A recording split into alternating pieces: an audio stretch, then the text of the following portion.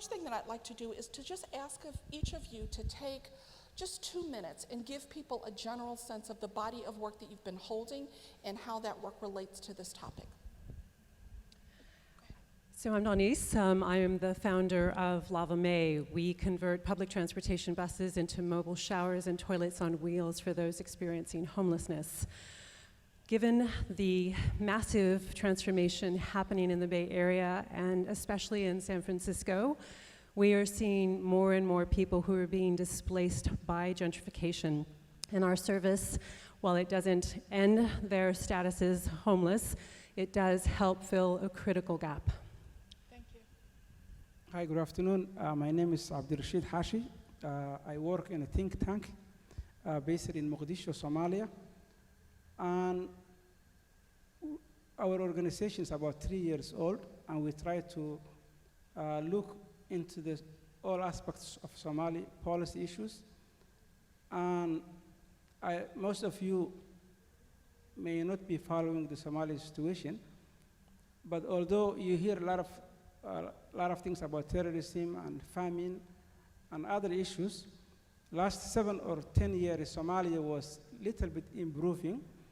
And because of that improvement, people coming back from the diaspora, international actors coming back to the country, a lot of dynamics are happening on the ground, including a lot of pressure on the most vulnerable communities, like the already displaced. There are about 370,000 displaced people, or IDPs in Mogadishu.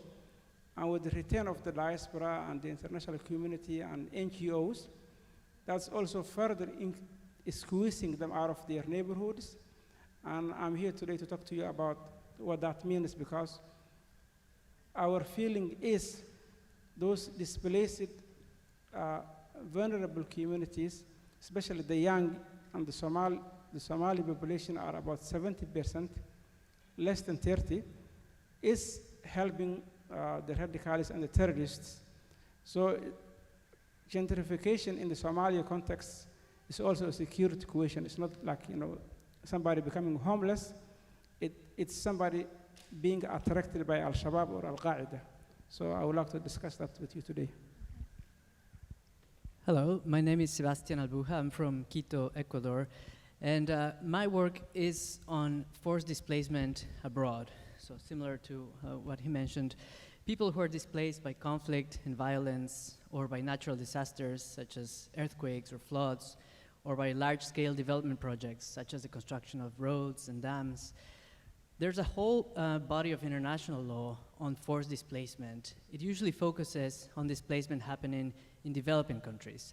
So when I was invited to this panel, I hadn't really thought of gentrification as it happens here in the cities such as San Francisco or New York, being a similar phenomenon. People being pushed out of their home are effectively displaced people. So to me, it's entirely new to hear you guys talking about displacement in this context, in the context of US cities. So I'm really interested to discuss and to learn what the parallels are between gentrification as a form of displacement.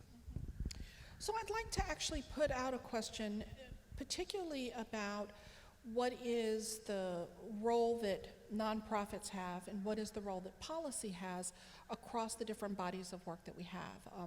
And I want to just premise it by saying in our earlier conversation, the conversation that preceded the panel, I talked about my work in Oakland, California, that really is in one neighborhood in East Oakland. And we have people who have lived there 3 or 4 generations that are now being pushed out by the market, by the pressure on the housing market here.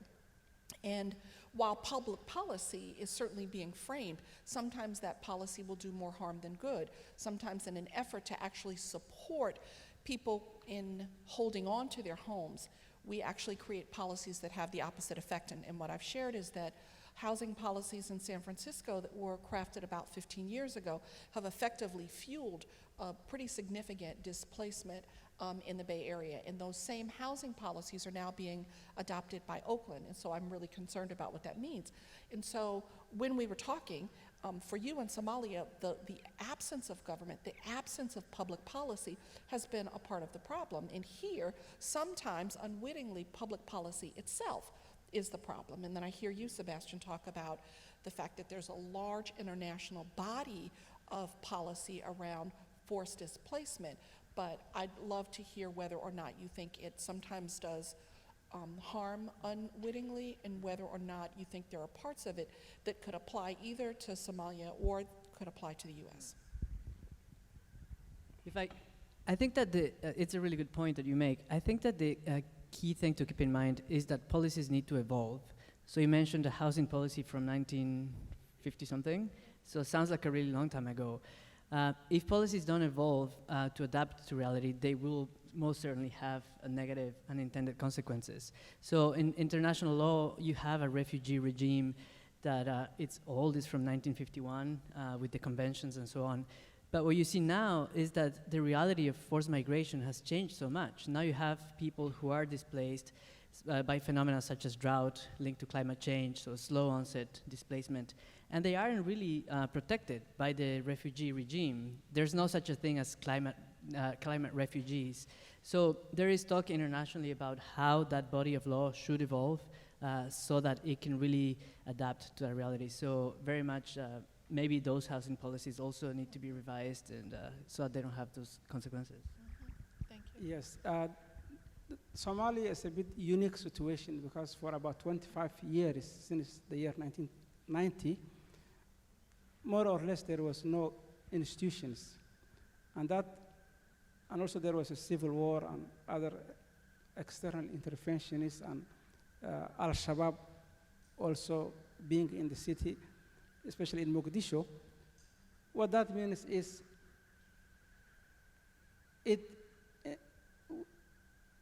with the conflict, the middle class left. And so because of conflict and because of lack of institutions, urbanization also happened in a haphazard way.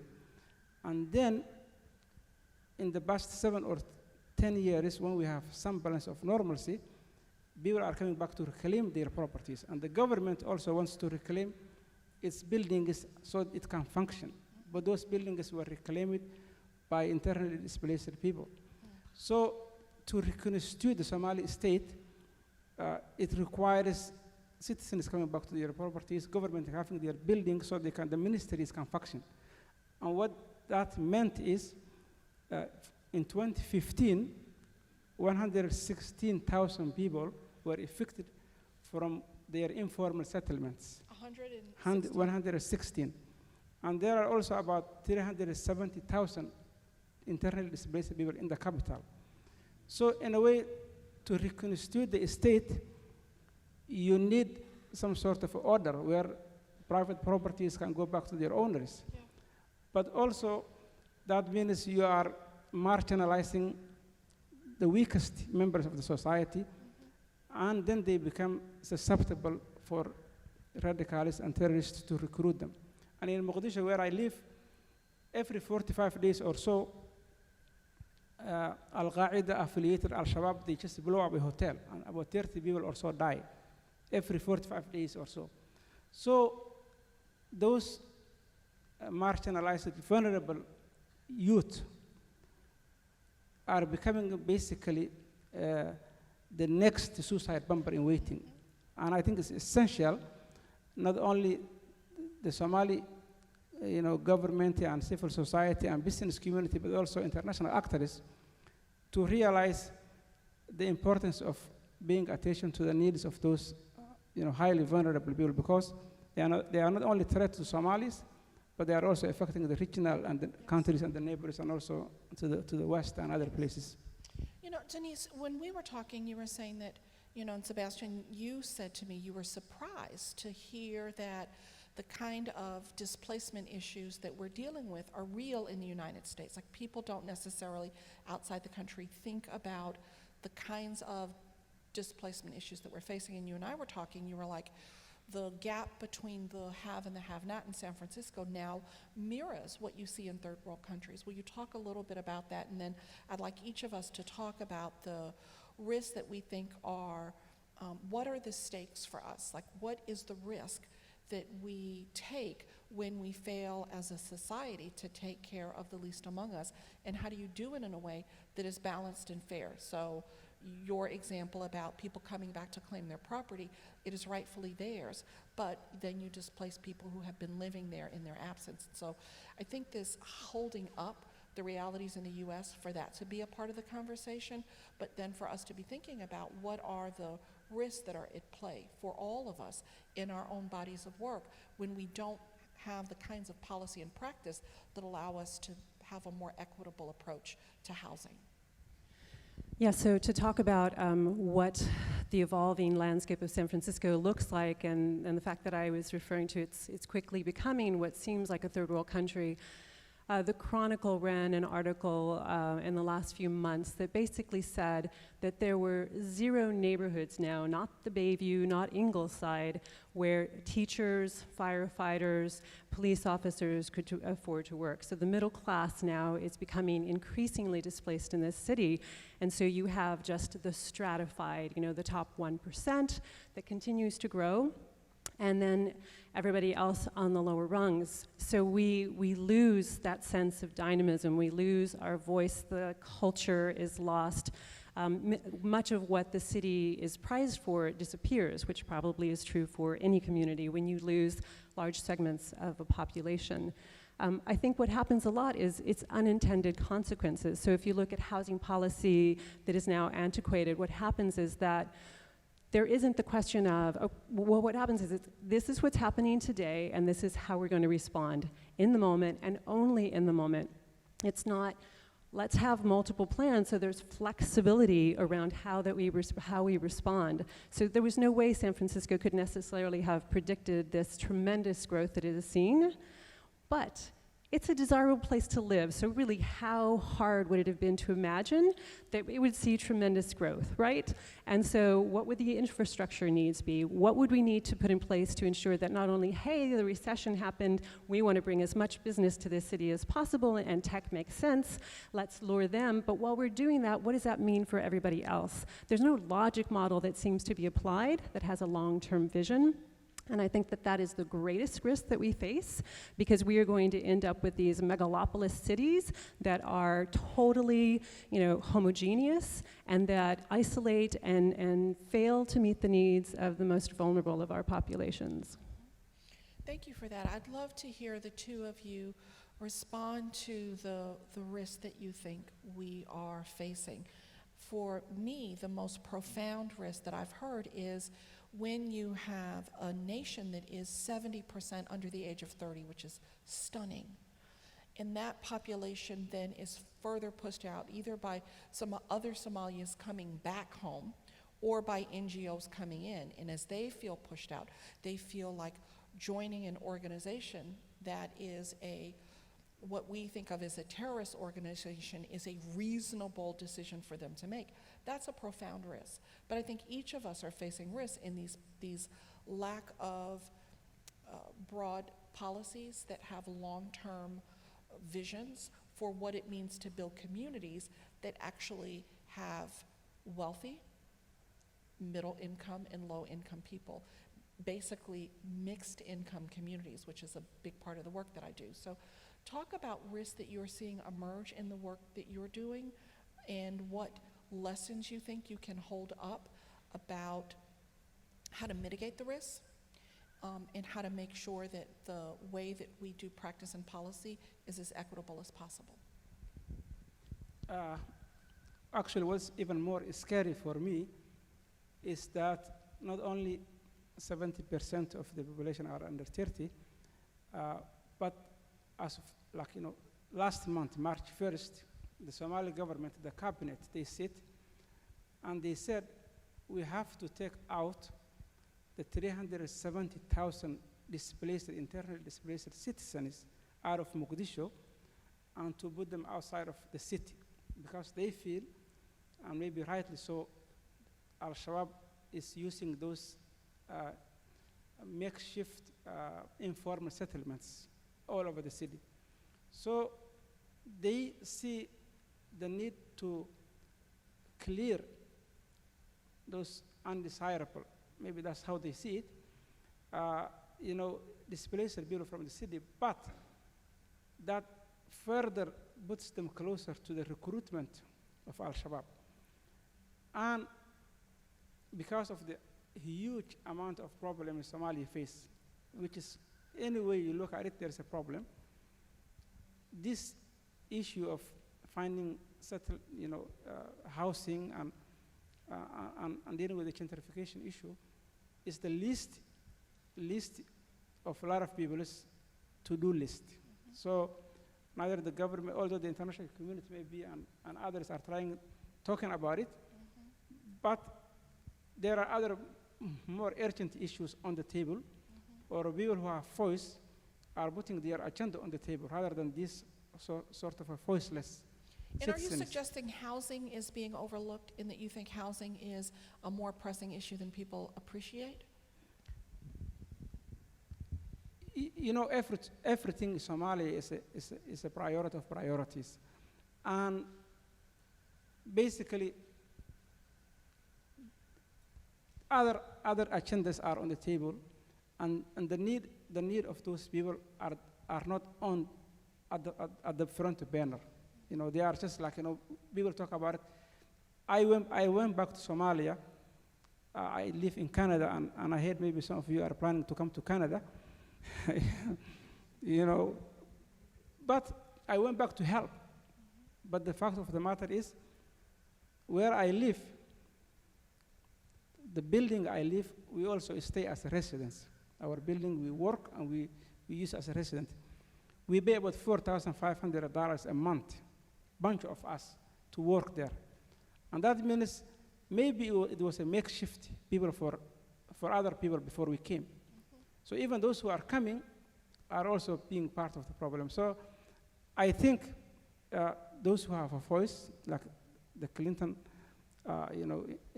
Global Initiative, and the reason I came here is to talk about these issues because it's not like somebody being homeless. It's somebody being recruited by Al-Qaeda or Al-Shabaab. So you ask about risks.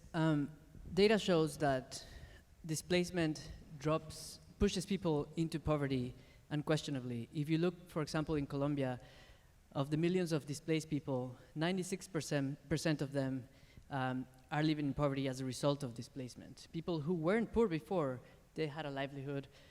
So displacement, our attachment to place is so important for every one of us. I mean, just think of yourself, the communities you have, your source of income, your housing, that when we lose that attachment to place, it really has a dramatic impact on our life. And so that's a huge risk, right? To me, the most important risk of displacement, whether in conflict contexts abroad or in cities in San Francisco here, is the direct impact it has on pushing people into poverty. So in your work, there's students from here and internationally. That's something really, in your activism, in your work, to really try to identify and flesh out that impact, that displacement or gentrification, which we're using interchangeably now. It's kind of thinking of the other end of gentrification. I'm not a gentrification expert, you guys are, but I usually read about gentrification in terms of, an economic process where neighborhoods become, more desirable, etc. But this other side of the equation of people being displaced is not so visible. So that's a huge risk. And I think another important point that maybe you as students and activists can think about is this sort of humanitarian imperative that exists. When you read in the news right now about Syria's refugees dying in the Mediterranean Sea, trying to get into Europe, it's a human drama of enormous proportions. It's one of the things that still makes me cry when I read the news. But there is a humanitarian imperative, right? There is a whole movement, and you see states in Europe and the US trying to do something for this human catastrophe. When you think of gentrification here, I sense that humanitarian imperative is not there. This is an economic process. Too bad you can't afford it anymore. People go live somewhere else. That's an economic sort of fact of life. So this humanitarian imperative that exists abroad, and of course it's insufficient, and everything that nations do to support Syrian refugees is insufficient. That's why they are dying in the way they are. But at least there is that will to defend those human values and to assist others. And I'm not sure that exists here in the gentrification debate, or is there?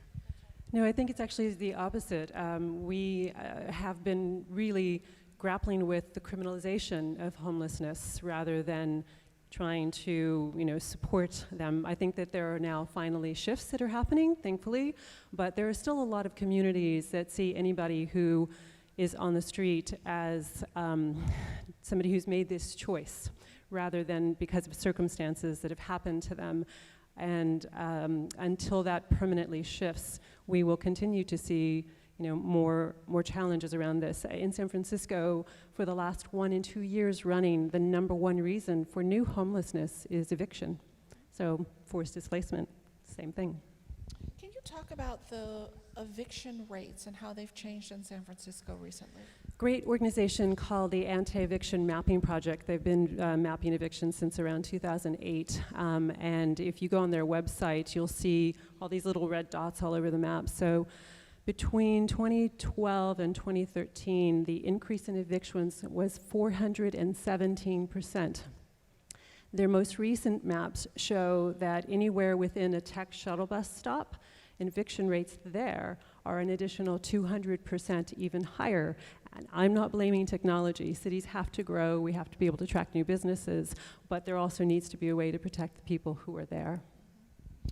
The thing I want to ask you to talk about too, because I feel like we're talking about what's happening in the world at large, but here in the Bay Area, there are a couple things I want to note. In 1975, 90% of the neighborhoods that were poor are still poor. Very few neighborhoods transition. But in the Bay Area, given the housing market, we are seeing a transition. Boston and New York and San Francisco have long been some of the hottest housing markets, but now we're seeing Oakland is the 4th highest housing market in the country. And so a recent San Francisco Business Times article talks about in Palo Alto, which is home of Stanford, and in Oakland, the public policy is beginning to shift to actually use the affordable housing policies to give subsidies to people up to $120,000 a year, which is unbelievable if you live in another part of the world or another part of the country.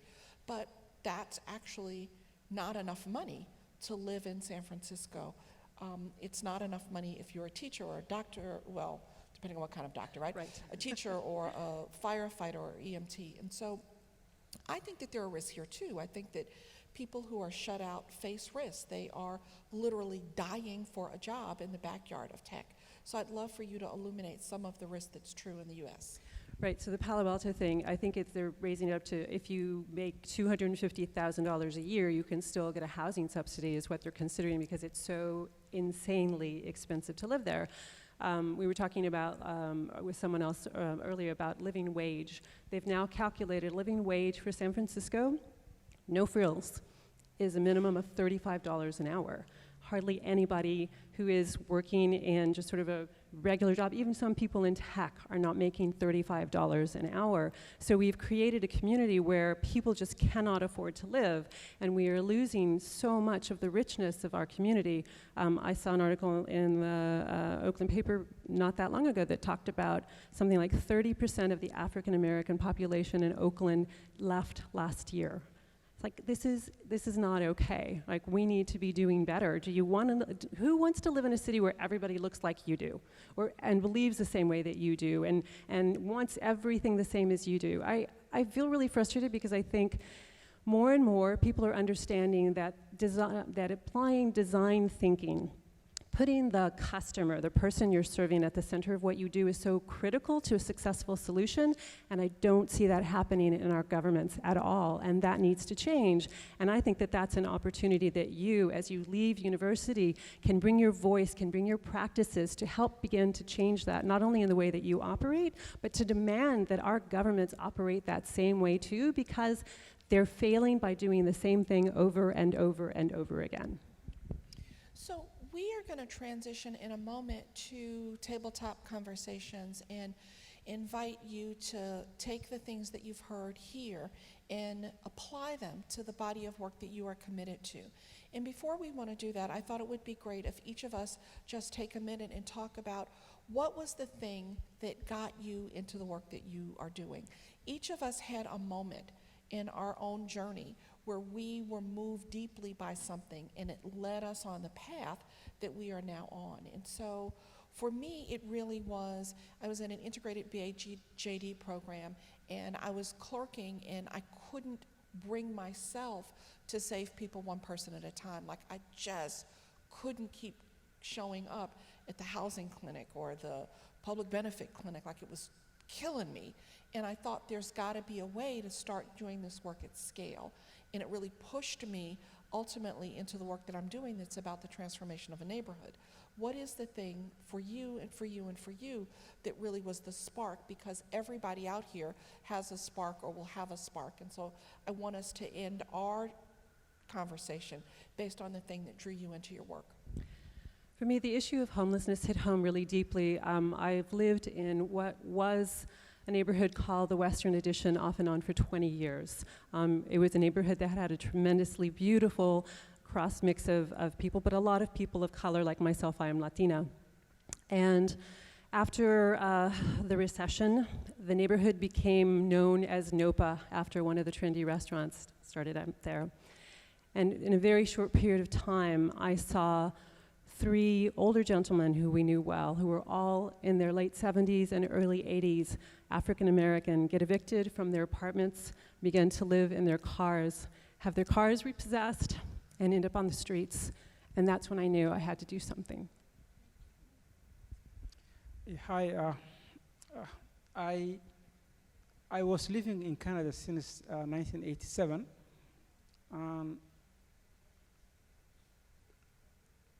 And 1990, the Somali state collapsed.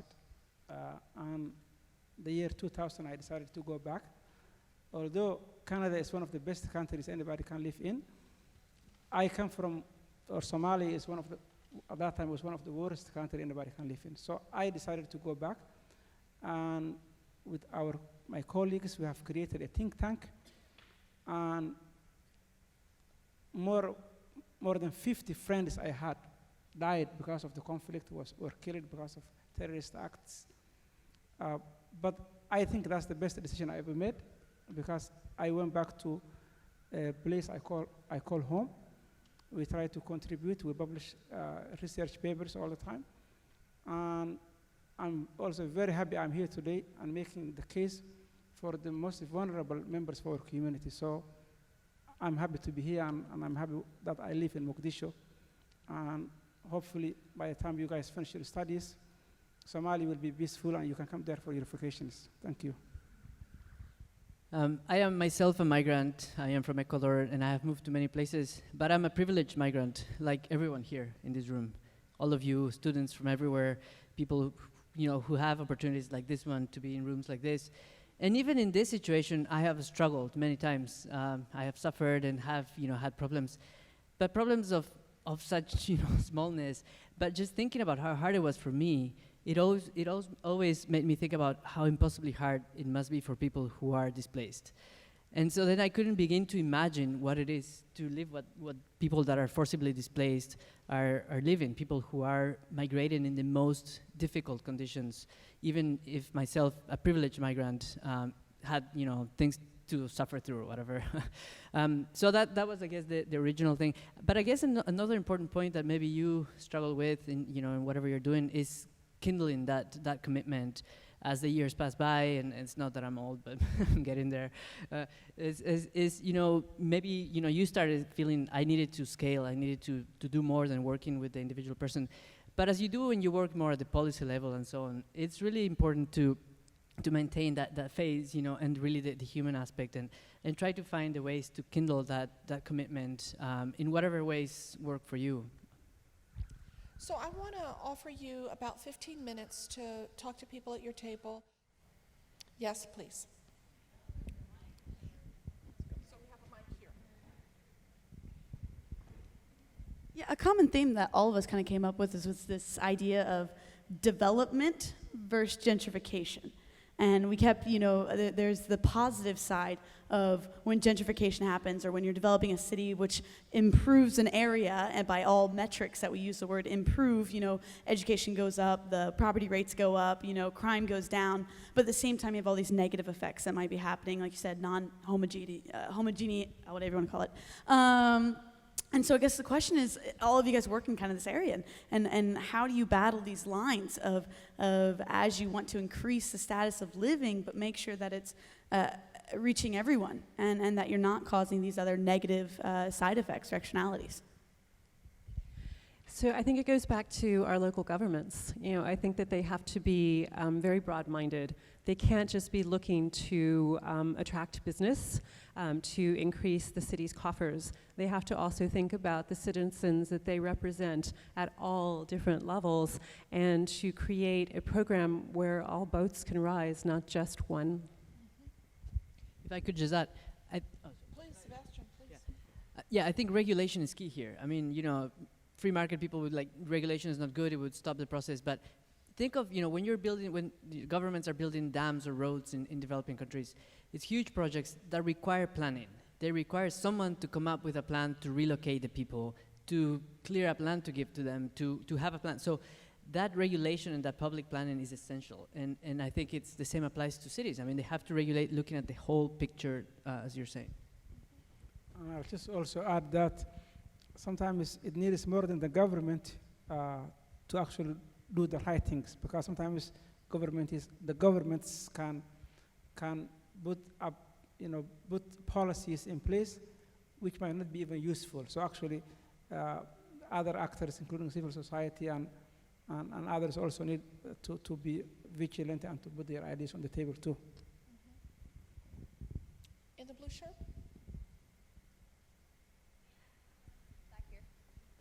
Sorry about that, yeah, real quick.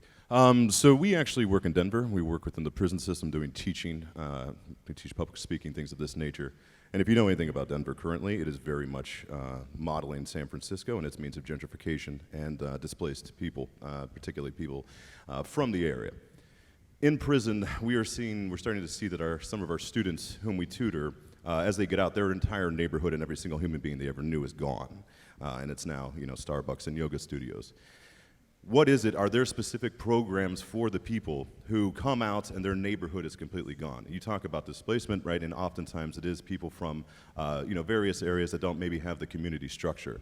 But these are human beings that actually had a community structure, and the sense of loss is almost like guarantee for recidivism, despite the fact that we do as much as we can. I was wondering if you had any organizations or anything that deal specifically with gentrification to the lives of prison inmates or former prisoners. So I can't give you a name off the top of my head, but I think the whole issue of incarceration, from putting people in prisons to then what happens when they come out, is really being looked at in innovative ways by a lot of really new organizations, new thinking that's coming out. And I know that there are more people who are looking at what happens once you get out, right, from everything, what community to go in. We actually serve a good number of people who come out of prison and they are on the streets because there is nowhere for them. If there was no family for them or the safety net is gone, whatever, they are out on the streets. And I know that there is a real desire to address this problem. I just can't tell you off the top of my head who's working on that. Yeah. So the San Francisco Bay Area has a really robust reentry now, returning citizen, I think is the language that we're using, a community. And so when you really look at where the Department of Corrections data says that people are returning to, they're really just a handful of neighborhoods across the Bay Area. And there is, through AB 109, the restructuring of the dollars in the closing of our correctional system. I'm sorry, I think it's 109, right? It's 109. So each county has a 109 board, and at least in Alameda County, Impact Justice, Urban Strategies, and a couple of other organizations are getting together and saying, how do we partner with the returning citizens to have them be a part of the solution, not just be a part of the problem? But I have not really seen anything other than from mothers specifically around housing, quite frankly.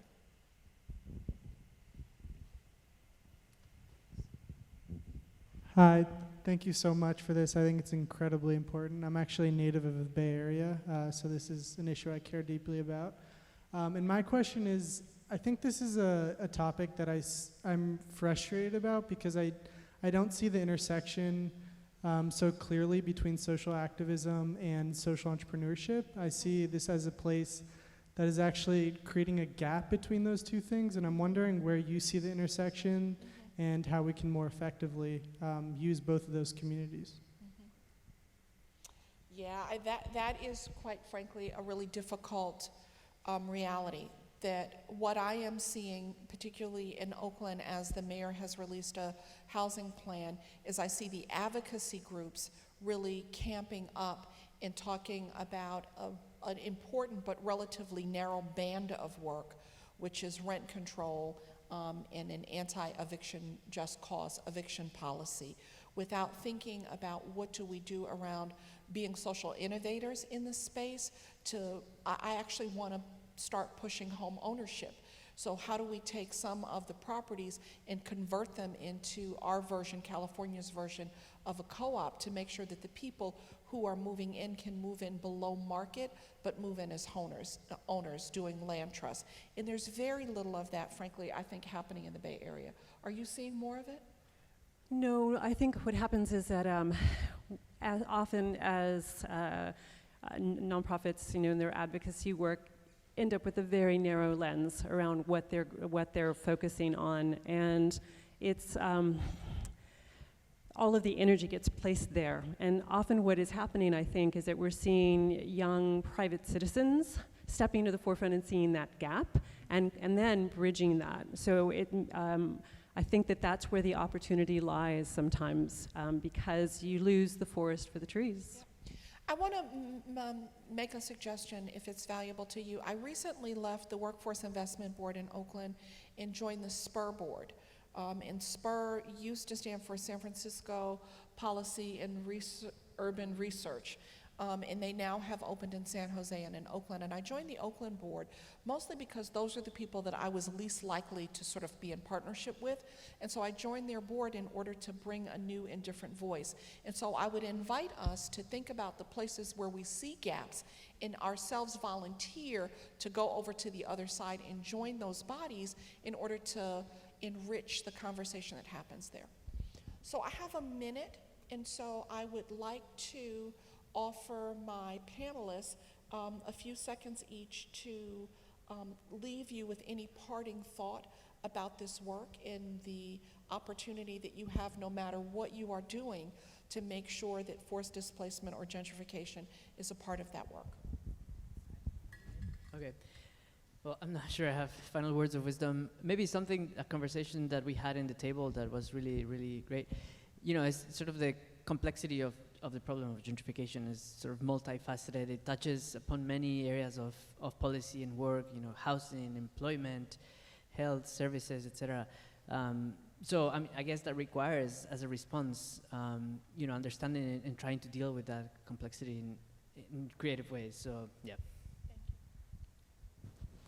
I think we need to maybe 90% of the time act locally, but also thinking globally. And always the issues we have in our communities are important, but we also need to think other parts of the world. And I welcome you, maybe 1% of the people who came here to this conference, to think about other places they can contribute. And we, as the Heritage Institute in Somalia, will be more than happy to cooperate and to collaborate anybody who is interested to help. Thank you. I think whether you're talking about displacement in Mogadishu or in Latin America or in Syria, or whether you're talking about gentrification here, it's a semantic issue. But the thing to always remember is that there is a human face behind every single one of those people who is forcibly being moved out of their homes for the sake of growth. And so the question is, how do we bring thoughtfulness into the process so that our communities can stay vibrant and thrive, but without sacrificing the humanity behind them that actually is the heart of them. So please join me in thanking the panel.